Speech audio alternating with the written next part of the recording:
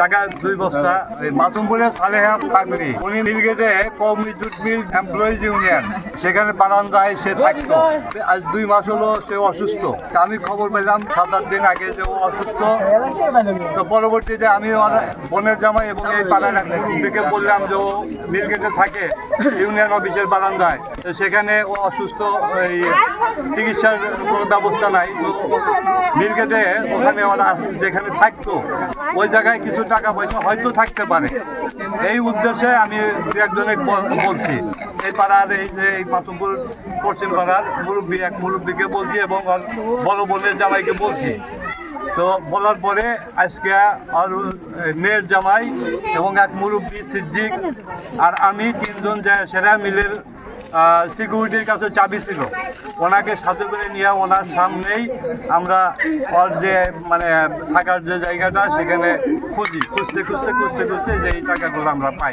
টাকা 2 বস্তা মানুষের কাছ থেকে এইভাবে যে সাহায্য সহযোগিতা নিত, এই সাহায্য সহযোগিতার এই টাকাগুলো হলো উনি বিভিন্নভাবে জমাইছে। ইয়াং জেনারেশন মুরব্বীরা সকলে উপস্থিত ছিল। তো থাকার পরে ওরা সেই টাকাগুলো সকাল থেকে অনেক কয়েন, প্রায় আমাদের এখানে 30 কি 40 হাজার টাকা কয়েন বের হয়েছে। আর অনেক টাকা পরিত্যক্ত হয়ে গেছে, মানে মাটিতে পচে গেছে এবং ঘুনে খেয়ে ফেলাইছে, খেয়ে ফেলাইছে, এরকম অনেক টাকা পরিত্যক্ত হয়ে গেছে। এবং আমরা সর্বমোট টাকা যখন এই সন্ধ্যার পরে আমরা গোনা শেষ করলাম, গোনা শেষ করার পরে আমাদের মধ্যে টাকা আসলে হলো 1,26,253 টাকা। এই টাকাটা আমরা ভালো অবস্থায় পেয়েছি। আর এখনো পরিত্যক্ত টাকা আছে, যেটা আসলে চালানো সম্ভব হবো না, বা কিছু টাকা ব্যাংকে দিলে হয়তো নাম্বার দিয়ে ফেরত দিতে পারে। ওখানকার মুরব্বীরা সহ ওখানকার উৎসুক জনতা এবং ওর একটা মেয়ে আছে, মেয়ের জামাই আছে, ওরা সকলে ওখানে ছিল। আমাদের সিরাজগঞ্জ সদর থানার প্রশাসনও ছিল। তো তারা সকলে মিলে আমরা ওদেরকে বুঝিয়ে দিলাম, ওরা এক পর্যায়ে মেয়েকে বুঝিয়ে দিলাম। এক পর্যায়ে মেয়ে হলো মুরব্বীদের মাধ্যমে আমার কাছে সেটা রাখা দিল। সেটা এখন আমরা সকলে মিলে ওখানকার উৎসুক জনতা এবং মুরব্বীরা, মাসুমপুরের সকল মুরব্বীরা ওখানে উপস্থিত ছিল, সকলে মিলে আমরা টাকাটা আমাদের নিজের হস্তান্তর রাখছি।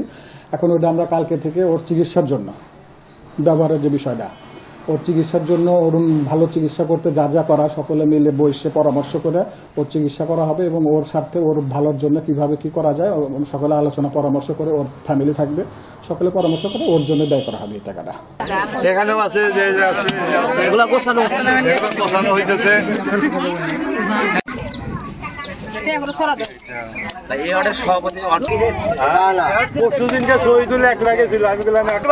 পুরান বিল্ডিং তো পিছনে সামনে ইতিহাস হয়ে গেল।